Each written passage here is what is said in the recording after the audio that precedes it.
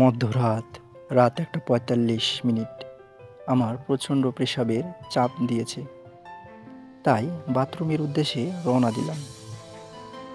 দরজাটা খুলতেই হঠাৎ আমি আশ্চর্য হলাম।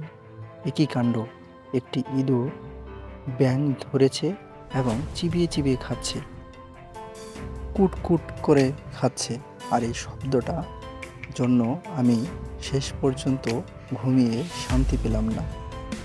এটি তার কষ্টের শিকার, এই জন্য আমি তাকে কোনো কিছু দিয়ে আঘাত করলাম না এবং শান্তিতে তাকে তার শিকার খেতে দিলাম, কেননা এটা তার প্রাপ্য ছিল। যেহেতু সে কষ্ট করে শিকারটি ধরেছে, তাই তাকে আমি কোনো রকম তাড়িয়ে দিলাম না, আঘাতও করলাম না। ভিডিওটি ভালো লাগলে লাইক, কমেন্ট, শেয়ার করে দিবেন।